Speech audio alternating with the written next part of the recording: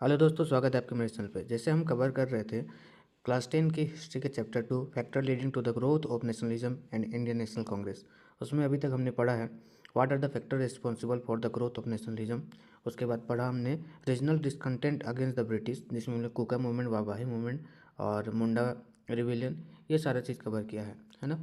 और आज उसी चैप्टर को हम लोग आगे बढ़ाते हुए, अगर आपने वो वीडियो नहीं देखा है तो उससे जाकर देखें, ये पार्ट 2 है ना। आज हम आगे जाके पढ़ेंगे सोशल रिलीजियस रिफॉर्म्स और देखेंगे कि इसमें से कौन कौन से इंपॉर्टेंट पर्सनालिटीज़ थे, जैसे कि पंडित ईश्वर चंद्र विद्यासागर, ज्योतिबा फुले, है ना, दयानंद सरस्वती, स्वामी विवेकानंद जी, इन सब के बारे में पढ़ेंगे। तो चलिए बिना किसी देरी के हम लोग शुरू करते हैं।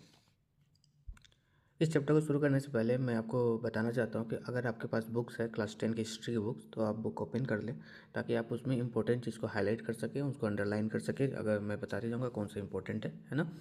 और इस वीडियो देखने के बाद आप ज़रूर एक बार अपने बुक्स को पढ़ें ताकि वो आपको बेहतर इंसाइट देगा, और जब आप खुद से बुक को पढ़ते हैं तो आपको वो ज़्यादा देर तक याद रहता है। ठीक है, तो चलिए स्टार्ट करते हैं। सोशल रिलीजियस रिफॉर्म्स मूवमेंट, है ना। सोशियो रिलीजियस रिफॉर्म, इसका मतलब क्या होता है? तो सोशियो मतलब होता है सोसाइटी, ठीक है, और रिलीजियस मतलब होता है धार्मिक, धर्म से, ठीक है। तो उसमें क्या होता है कि हमारे समाज में और हमारे धर्म में समय के साथ बहुत सारे सोशल इविल्स आ जाते हैं, कुछ गलत प्रैक्टिस आ जाती है ना, जिसको हमको क्या करना पड़ता है, एक समय के बाद उसको चेंज करना पड़ता है। और the major social evils prevent in Indian society, ठीक है। इंडियन सोसाइटी में बहुत सारे सोशल इविल्स थे, वो क्या क्या थे? पहला तो है untouchability, caste distinctions, child marriage, sati प्रथा, फीमेल इन्फेंटिसाइड। अनटचेबिलिटी मतलब छुआछूत, है ना। जो ऊपर कास्ट के लोग हैं, लोअर कास्ट के से टच होना नहीं चाहते थे, या फिर उनका टच हुआ चीज़ खाना नहीं चाहते थे, तो ये हुआ अनटचेबिलिटी, ठीक है। दूसरा है cast distinction.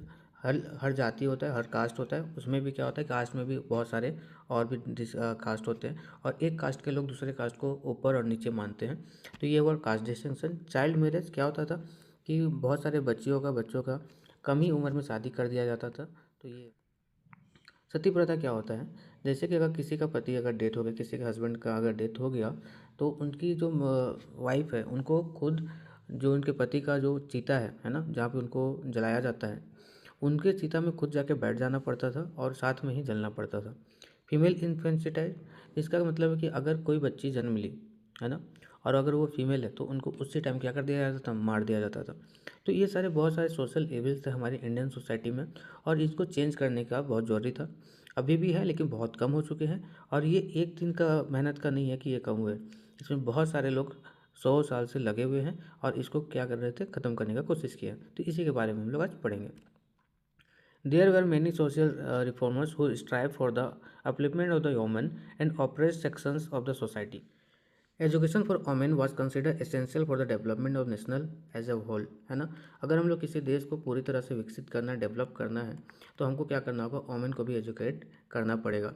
Late us discuss about some social reformers who dedicated their lives towards the removal of the social evils from society, Indian society, है ना। तो हम लोग कुछ कुछ पर्सनालिटीज़ के बारे में पढ़ेंगे, सोशल रिफॉर्मर्स के बारे में पढ़ेंगे, जो इंडियन सोसाइटी से जो आपका सोशल इविल्स था उनको रिमूव करने में मदद की। तो सबसे पहले हम लोग पढ़ते हैं राजा राम मोहन राय के बारे में, है ना। राजा राम मोहन राय जी को क्या कहा जाता था? फादर ऑफ द इंडियन रेनेंसा कहा जाता था। फादर ऑफ द इंडियन रेनेंसा, ये क्वेश्चन इंपॉर्टेंट है, पूछा जाएगा कि फादर ऑफ द इंडियन रेनेंसा किसे कहा जाता है? तो राजा राम मोहन राय जी को, है ना। क्यों कहा जाता था? He was moved by the deep love for his country and work through out his life for the social, religious, intellectual and political regeneration, है ना। क्यों? क्योंकि ये अपने पूरे जीवन भर सोशल, रिलीजियस, इंटेलेक्चुअल और पॉलिटिकल रिजनरेशन करने में मदद की, यानी कि उनमें जो भी चेंजेस थी, जो भी ऐसी चीज़ें थी जो सोसाइटी के लिए सही नहीं थी, उनको चेंज करने की कोशिश की। As a social reformer, Raja Ram Mohan Roy fought relentlessly against the social evils like sati, ठीक है। राजा राम मोहन राय किन किन चीज़ों से लड़े थे? तो वो लड़े थे सती प्रथा के लिए, है ना। पॉलीगेमी, पॉलीगेमी क्या होता है कि एक से ज़्यादा शादी करना होता है तो पॉलीगेमी कहते हैं, एक से ज़्यादा मैरिज होता है तो पॉलीगेमी होता है। Child marriage, female infanticides, caste discrimination, है ना। बाकी सब हमने डिस्कस किया यहाँ पे कि बाकी क्या होता है। He was also known as a maker of modern India. ये बहुत इंपॉर्टेंट क्वेश्चन है कि मेकर ऑफ मॉडर्न इंडिया किसे कहा जाता है? तो राजा राम मोहन राय जी को कहा जाता है। तो हम लोग यहाँ पे दो चीज़ पढ़े, यहाँ पे पढ़े और एक यहाँ पे, ठीक है, दोनों को नोट कर लीजिएगा। He organise a movement against the inhuman customs of sati and help William Bentinck to pass a law. ठीक है, अब यहाँ पे एक और इम्पोर्टेंट है कि ये क्या किया, सती प्रथा जो था उसको वो ख़त्म किए, है ना, सती प्रथा था उसको ख़त्म किए। कैसे किए, तो एक लॉ पास कराएं और बैन किए कि सती प्रथा क्या होना चाहिए, बैन हो जाना चाहिए। किसकी मदद से किए, तो विलियम बेंटिक के द्वारा, क्योंकि ये इंग्लिश थे, ब्रिटिश थे, और इस समय इंडिया में ब्रिटिश का राज था, तो उनके द्वारा ये क्या किए, एक लॉ पास कराएं। किसके द्वारा, विलियम बेंटिक के द्वारा। इन 1829 राजा राम मोहन रॉय फाउंडेड एन आत्मसभा। ठीक है, 1829 में राजा राम मोहन राय ने क्या किया था, आत्मसभा का क्या किया, फाउंडेशन किया, which later on came to be known as the Brahmo Samaj, है ना। तो पहले क्या किया, 1829 में राजा राम मोहन राय ने आत्मसभा का गठन किया और यही बाद में जाके क्या बन गया, ब्रह्म समाज बन गया, है ना। ब्रह्म समाज क्या करते थे, तो ये ग्रुप ऑफ पीपल था, है ना। इनमें ये क्या बात करते थे, तो ये क्रिटिसाइज करते थे idolatry and the denounce the social evils like the sati, है ना। तो ये क्या करते थे कि जो सोशल इविल है उनके उनके अगेंस्ट ये लोग बातें करते थे और उनको ख़त्म करने का प्रयास करते थे। Ram Mohan Rai was also one of the earliest propagators of the modern Western education. He looked upon it as a major instrument for spread of the modern ideas in the country.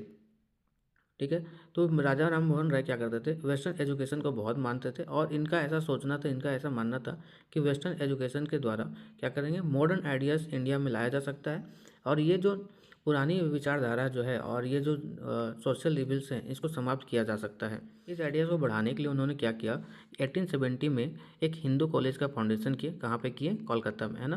तो ये important है कि राजा राम मोहन राय ने Hindu college का foundation किया था 1870 में कलकत्ता में। किन के साथ मिलकर किए थे, तो डेविड के साथ, डेविड हेयर के साथ मिलकर ये किए थे। हम देखते हैं कि एक टीचर थे हिंदू कॉलेज के जिनका नाम था हेनरी विवियन डेरेजियो, है ना, हेनरी विवियन डेरेजियो। ये क्या किए, started a radical movement for the reformer of the Hindu society known as the young Bengal movement, है ना। तो कहा जाता है कि, तो क्वेश्चन पूछा जाएगा कि यंग बंगाल मूवमेंट का फाउंडेशन किसने किया था, तो ये था, किसने किया था, हेनरी विवियन डेरेजियो ने, है ना। ये एक रेडिकल मूवमेंट है। रेडिकल मूवमेंट कहने का मतलब कि ये लोग फोर्सफुली या फिर किसी भी तरह से अगर कोई भी ऐसा सोशल रिविल्स हो रहा है तो उनको ख़त्म करने का कोशिश करते थे। और जो भी आप फॉलो करते थे इनको, है ना, उनको हम लोग डोडर्जियन कहते थे। जैसे अभी आप लोग, अगर आप लोग का स्कूल होगा, डीएवी है तो डीएवीएन हो जाएगा, है ना, और डॉन बॉस्को है तो डॉन बॉस्कियन हो जाएगा। उसी तरह ये डोडर्जियो के फॉलो करते थे, ये डोडर्जियन है ना। His urge to his student to question everything they were told, है ना। वो क्या करते थे, अपने स्टूडेंट को बोलते थे कि अगर आपको कोई चीज़ गलत लगता है तो आप उस पर क्वेश्चन पूछें, है ना। आप अगर कोई चीज़ गलत हो रहा है तो उसके अगेंस्ट क्या करें, अपना वॉइस को राइज करें, ठीक है, आवाज़ उठाएं। Improving the condition of women and eradicating the social evil, है ना, और सोशल इविल को ख़त्म करना चाहते थे। Even though the young Bengal movement was not a very successful movement because at the time of the Indian society was not able to accept their ideas, है ना। लेकिन ये जो मूवमेंट था उतना सक्सेसफुल नहीं हुआ क्योंकि इंडिया का जो था, है ना, उस समय इतना डेवलप नहीं था, इतना इवॉल्व नहीं हुआ था कि वो ये सब आइडिया को एक्सेप्ट कर सके। Yet they carried the forward the Raja Ram Mohan traditions of educating people, और लेकिन भी ये क्या किए, राजा राम मोहन राय का जो तरीका था लोगों को नॉलेज पहुंचाने का, एजुकेट करने का, ये इस चीज़ को आगे बढ़ाएं। अब हम बढ़ेंगे पंडित ईश्वर चंद्र विद्यासागर जी के बारे में, है ना। Pandit Ishwar Chandra Vidyasagar dedicated his entire life to the cause of the social reform which his thought was necessary for the modernising India, है ना। तो ये सोशल रिफॉर्म लाए और उसके लिए लड़ाई किए, है ना। और वो सोचते थे कि अगर इंडिया को मॉडर्न बनाना है तो उनके सोसाइटी में रिफॉर्म्स आना जरूरी है, चेंजेस आना जरूरी है। He was a renowned Sanskrit scholar and become the principle of the Sanskrit college, है ना। ये क्वेश्चन पूछा जाता है कि संस्कृत कॉलेज के प्रिंसिपल कौन है, तो याद करेंगे कि पंडित ईश्वर चंद्र विद्यासागर, है ना। और ये बहुत अच्छे एक संस्कृत के स्कॉलर थे और नामी स्कॉलर थे जो सब जगह जाने जाते थे। द संस्कृत, क्योंकि वो संस्कृत के अच्छे ज्ञाता थे, अच्छे उनको नॉलेज था, इसलिए उनको विद्यासागर का टाइटल दिया गया। और ये टाइटल किसके द्वारा दिया गया था, इस संस्कृत कॉलेज के द्वारा ही दिया गया था, ठीक है, क्योंकि वो बहुत अच्छे नॉलेज थे उनको संस्कृत का। भाई इन्होंने क्या किया था, इन्होंने नॉन ब्राह्मण जो स्टूडेंट थे, है ना, उनका एडमिशन कराया अपने कॉलेज में, जिसके कारण उनको जो अपर कास्ट के लोग थे, है ना, उनसे बहुत सारी चीज़ें उनको क्या करना पड़ा, झेलना पड़ा, लड़ना पड़ा।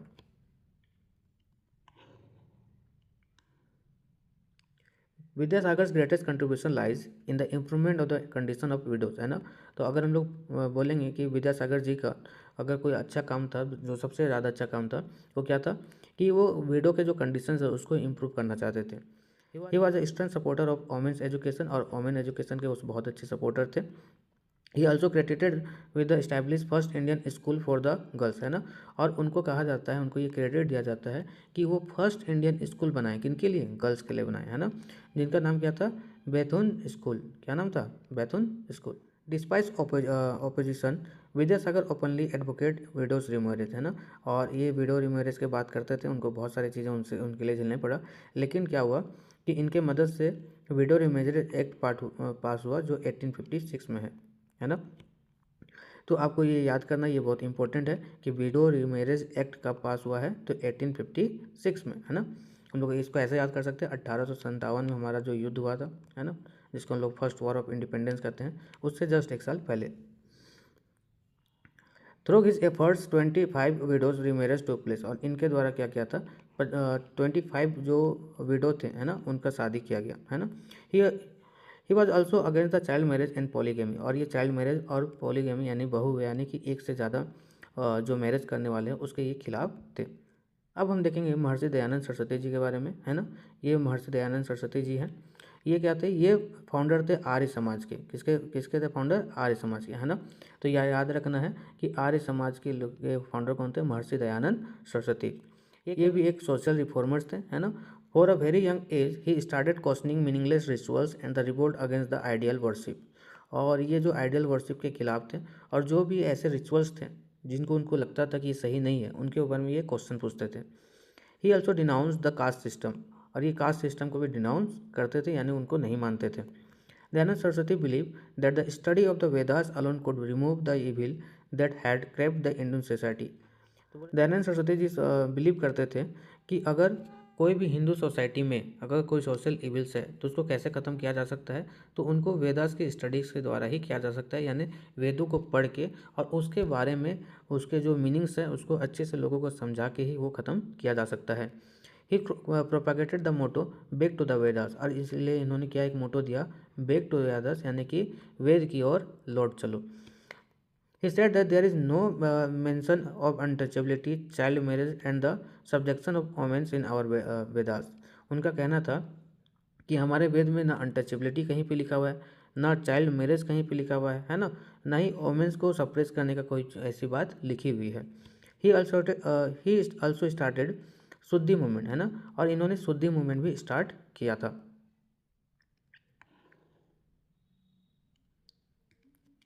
विच enable the Hindus who had accepted Islam और Christianity to return to the Hinduism, है ना। उन्होंने एक शुद्धि मूवमेंट स्टार्ट किया, और इसमें क्या था कि अगर कोई ऐसे हिंदू हैं जो इस्लाम और क्रिश्चियनिटी को एक्सेप्ट कर चुके हैं, वो रिटर्न होकर हिंदुइज्म में आ जाए, है ना, और अपने ओरिजिनल फेथ में आ जाए। To make common people understanding his preaching he publish his religious commentaries in Hindi, क्योंकि वो अपने बातों को वो समझाने के लिए, लोगों को समझाने के लिए उन्होंने हिंदी में बहुत सारी पत्रिकाएं पब्लिश की, है ना। The Satyarth Prakash was consider his most important work, और एक उनका जो वर्क था, यानी एक पत्रिका उन्होंने लिखा था, पुस्तक लिखा था, सत्यार्थ प्रकाश, है ना, यानी सत्य की ओर प्रकाश। ये इनके बहुत इंपॉर्टेंट मोस्ट इंपॉर्टेंट वर्क है। Dayanand Saraswati opposed child marriage and felt that the age of marriage of the girls should be 16 and for boys it should be 25. इनका मानना था कि गर्ल्स का जो मैरिज का जो एज है वो 16 ईयर्स होना चाहिए, और बॉयज़ का कितना 25 ईयर्स होना चाहिए। देखिए यहाँ पे 16 ईयर्स बोल रहे हैं, यानी 16 ईयर्स से पहले भी वहाँ पे शादी हो जाता होगा, तभी तो वो बोल रहे कि उनका शादी कितना होना चाहिए, 16 ईयर्स में होना चाहिए। बेसिकली 8 साल 10 साल 12 साल में ही उनका क्या हो जाता, शादी हो जाता था। वो इंटर कास्ट मैरिज को भी वो इनकरेज करते थे, और विडो रीमैरिज को भी ये इनकरेज करते थे। अब हम पढ़ेंगे ज्योतिबा फुले के बारे में, है ना। इनका पूरा नाम था ज्योतिराव गोविंदराव फुले, ठीक है। ये महाराष्ट्र से बिलोंग करते थे, है ना, और ये वोमेन, पुअर और अनटचेबल्स के लिए क्या करते थे, लड़ाई लड़ते थे, ठीक है। इन्होंने क्या किया था, हमारे सोसाइटी में, है ना, जो ब्राह्मण्स का सुप्रीमेसी था, इसके अगेंस्ट इन्होंने कहा और इसके खिलाफ इन्होंने लड़ा था। He openly attack the caste system and the predominance of the Brahmans, है ना। ये ओपनली कास्ट सिस्टम के खिलाफ बोलते थे, और जो ब्राह्मण का प्रीडोमिनेंस था, है ना, उसके खिलाफ ये बात करते थे।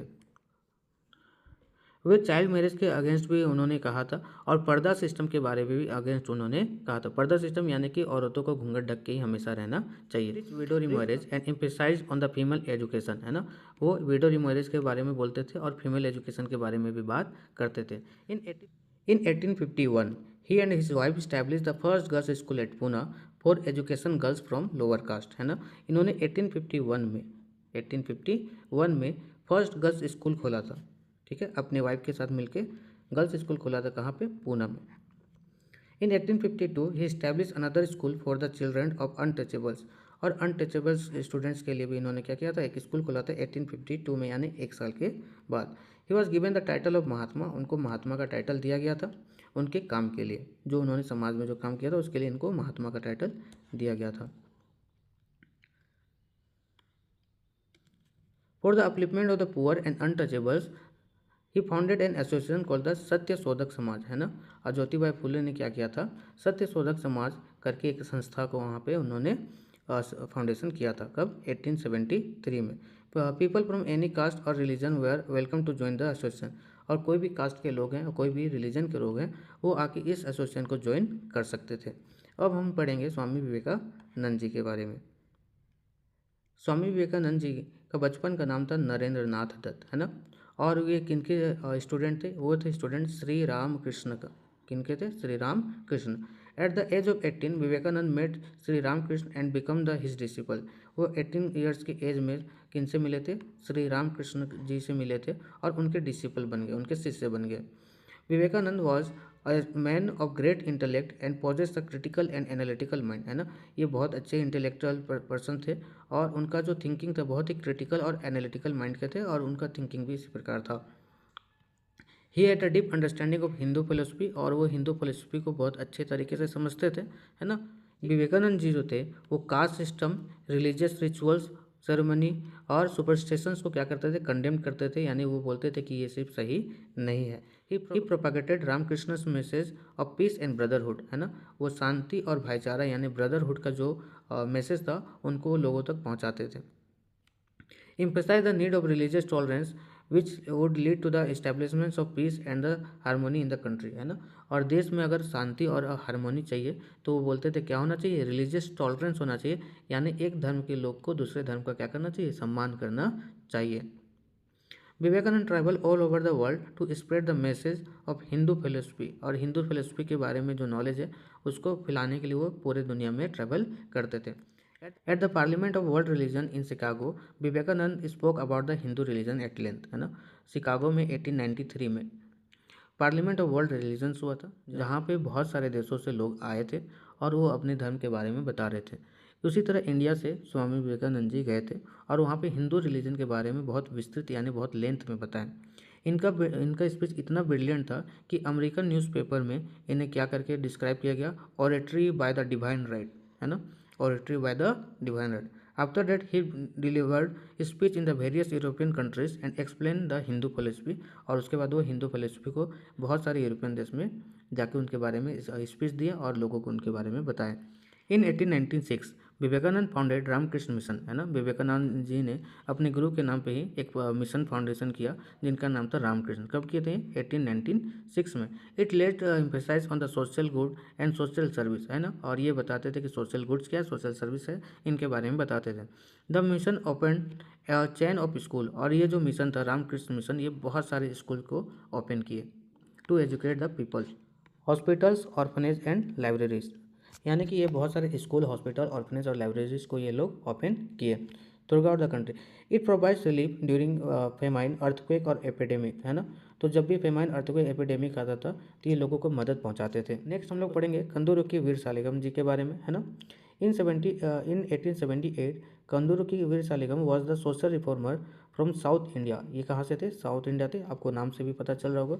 वो encourage the education of women and widow remarriage, है ना, जो वोमेन एजुकेशन और विडो रिमेरेज के बारे में बात करते थे। He founded the Rajahmundry social reformer association, है ना। राजमुंदरी सोशल रिफॉर्मर एसोसिएशन का जो फाउंडेशन किया थे इन्होंने ही किया था। Which took up the issue related to the upliftment of women in society. ये जो एसोसिएशन है ये वोमेन के अपलिफ्टमेंट के बारे में बात करते थे। He is also called the father of the Telugu renaissance movement, और इनको father of the Telugu renaissance movement के नाम से भी जाना जाता था। In 1887, he constructed a temple known as the Brahmo Mandir, a school at Dholeswaram इन आंध्र प्रदेश, है ना। इन्होंने एक मंदिर बनाया था जिनका नाम था ब्रह्मो मंदिर, है ना। कहाँ पे? डोलेश्वरम, आंध्र प्रदेश। उसमें भी स्कूल भी ये चलाते थे। इस novel Rajasekhara Charitramu is considered to be the first novel in Telugu literature. और तेलुगु लिटरेचर में इन्होंने एक क्या लिखा था? एक नोवेल लिखा था, और इसको हम लोग first novel of Telugu literature भी कहते हैं, जिसका नाम था राजशेखरा चरितनामु। श्री नारायण गुरु। Shri Narayana Guru was a Hindu saint and social reformer of Kerala, है ना। ये कहाँ से बिलोंग करते थे? केरला से बिलोंग करते थे। Right from his childhood he learn the Vedas, Upanishad, literature, Sanskrit, Hatha yoga and the other philosophies. He gave one of the famous slogan, one caste, one religion, one God for all. इन्होंने एक स्लोगन दिया था और ये कहते थे one caste, one religion, one God for all. In 1888 he build a temple dedicated to lord Shiva at Aruvippuram, है ना। इन्होंने लॉर्ड शिवा के लिए एक मंदिर बनाया था। कहाँ पे? अरवीपुरम में। कब बनाया था? 1888 में। वेयर अनटचेबल कुड इंटर, जहाँ पे कोई भी कास्ट के लोग हैं जो अनटचेबल हैं वो लोग इंटर कर सकते हैं। In one temple at Kalavancode he kept mirrors instead of idols, है ना। इन्होंने एक टेम्पल बनाया था जिनका नाम था कलवानकोट, है ना। उन्होंने क्या किया था कि किसी भगवान का मूर्ति ना रख के उन्होंने क्या रख दिया था? मिरर रख दिया था, है ना। मिरर क्यों रखा था? कि कोई भी अगर पर्सन वहाँ पे इंटर करे तो भगवान की जगह पे खुद को देखे, है ना। यानी इनका आइडिया था कि सभी के अंदर क्या है? भगवान है ना। इन्होंने टेम्पल एंट्री मूवमेंट चलाया, यानी जिन्हें टेम्पल में इंटर करने नहीं दिया जाता था उनको इन्होंने क्या किया? अलाउ करने का कोशिश किया, है ना। और जो अनटचेबल्स को सोशल डिस्क्रिमिनेशन किया जाता था उसके अगेंस्ट ये लड़े। इन 1903 ही इस्टेब्लिश द अद्वैता आश्रम, है ना। इन्होंने अद्वैता आश्रम का वहाँ पे फाउंडेशन किया।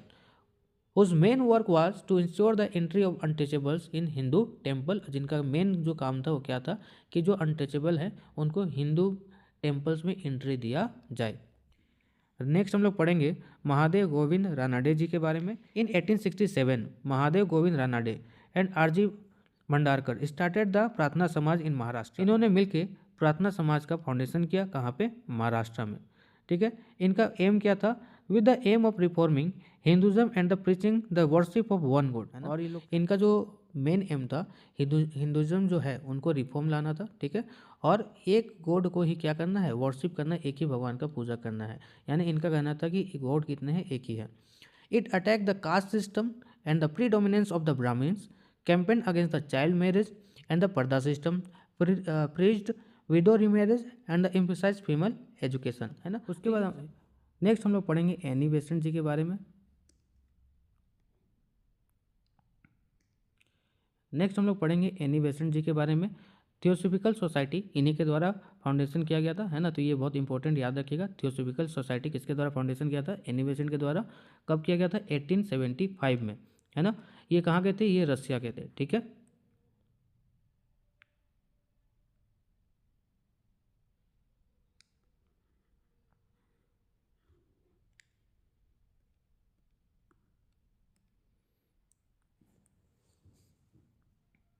अब हम लोग पढ़ेंगे एनी बेसेंट जी के बारे में।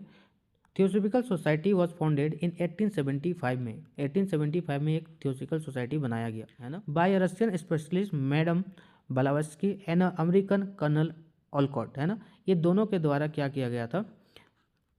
थियोसॉफिकल सोसाइटी का फाउंडेशन किया गया था। In 1879 when they came to India they establish the headquarter of society at Adyar near Madras, है ना। तो जब ये इंडिया आए तो इंडिया में क्या किए?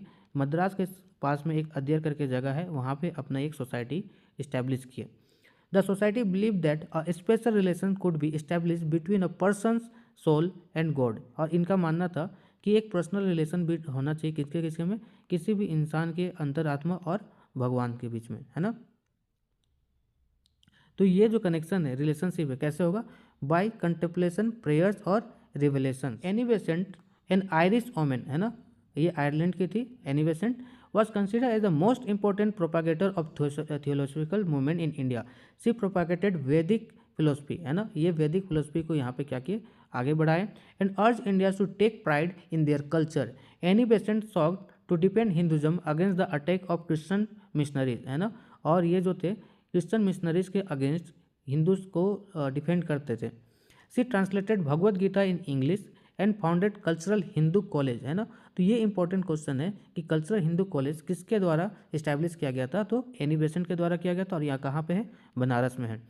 विच later developed into the Banaras Hindu University. आप लोग BHU जो पढ़ते हैं, ये किसके द्वारा किया गया है, एनी बेसेंट के द्वारा ही इस्टेब्लिश किया गया है, ठीक है। पहले ये सेंट्रल हिंदू कॉलेज था, अब ये बन गया है Banaras Hindu university.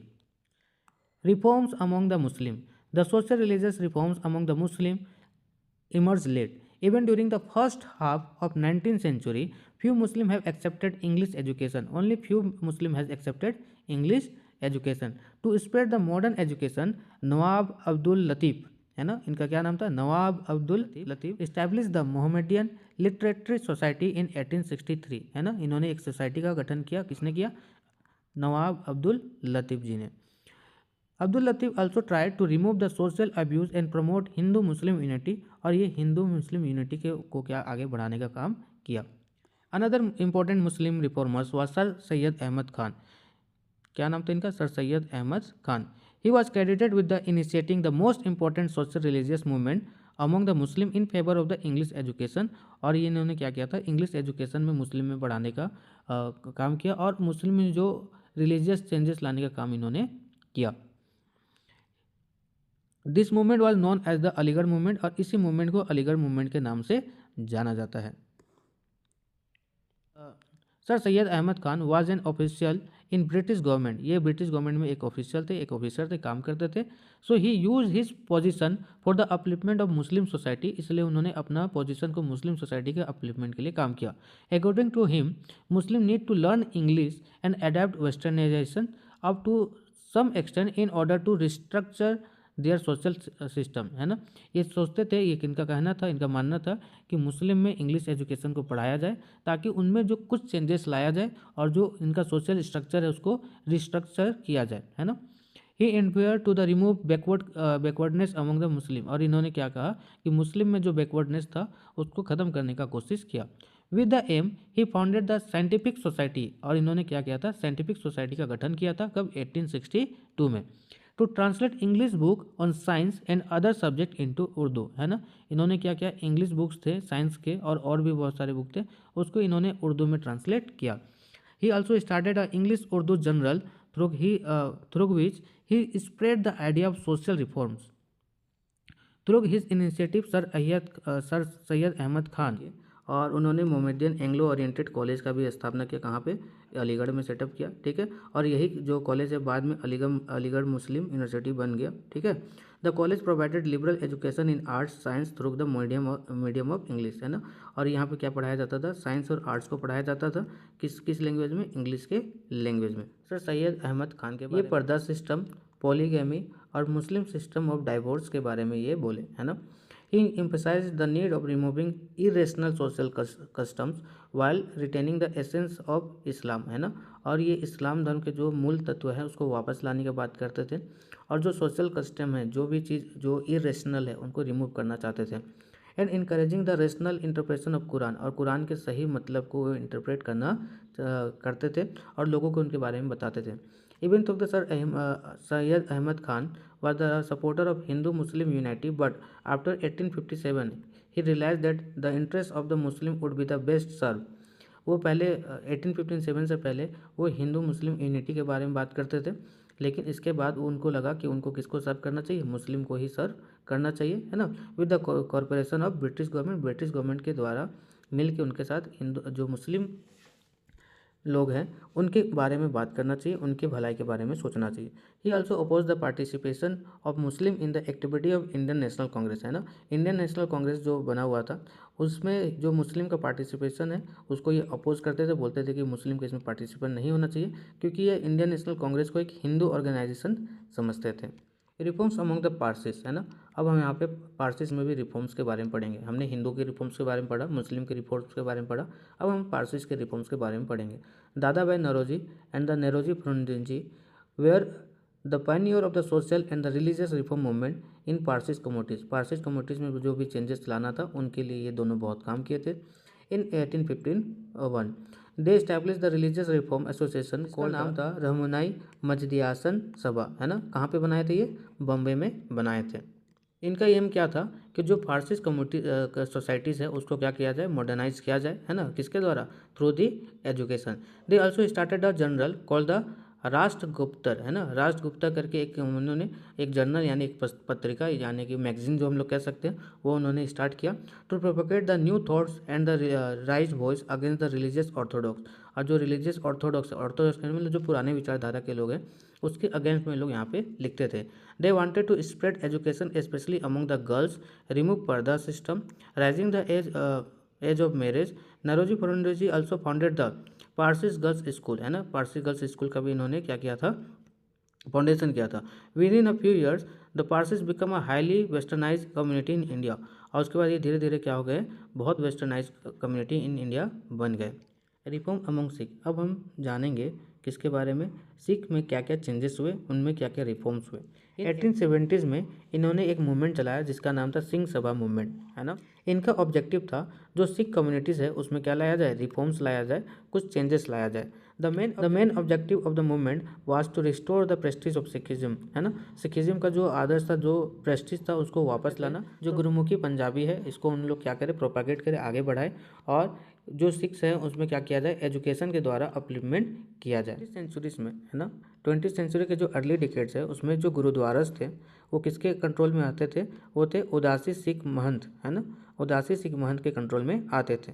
They treated the gurdwara offering and the other incomes of gurdwaras as their personal income. और ये लोग क्या करते थे कि जो भी गुरुद्वारा में ऑफर किया जाता था यानी भेंट चढ़ाया जाता था और जो भी इनकम गुरुद्वारा से आता था उसको वो अपना पर्सनल इनकम समझ। Free the gurdwara from their corrupt control the gurdwara reforms movement was launch, है ना। और ये जो करप्ट कंट्रोल है इसको ख़त्म करने के लिए इन्होंने क्या किया, एक मूवमेंट लाया। Under the growing presence of nationalist and the gurdwara agitator the gurdwaras came under the control of elected communities known as the शिरोमणि गुरुद्वारा प्रबंधक कमेटी। चाहते थे जो गुरुद्वारा उदासी सिख महंत के कंट्रोल में था वो अब वहाँ से हट के एक चुना हुआ जो कमेटी है, इलेक्टेड जो कमेटी है जिनका नाम था शिरोमणि गुरुद्वारा प्रबंधक कमेटी, इनको दिया जाए। और इनको दिया गया नवंबर 1920 में। यहाँ पे बहुत सारे क्वेश्चंस दिया गया है ना, इसे आप बनाने का कोशिश करें। और इसके बाद जो नेक्स्ट पार्ट है मैं नेक्स्ट वीडियो में डालूंगा क्योंकि ये वीडियो थोड़ा लंबा हो जाएगा और मुझे लगता है कि और 2 पार्ट इस चैप्टर का बनाना पड़ेगा क्योंकि ये बहुत लंबा चैप्टर है और मैं बहुत अच्छे और डिटेल से बता रहा हूँ तो काफ़ी टाइम लगेगा। तो आप इसके नेक्स्ट वीडियो को जाके देखें और आपने पार्ट 1 नहीं देखा है तो पार्ट 1 भी जाके देखें। Thank you.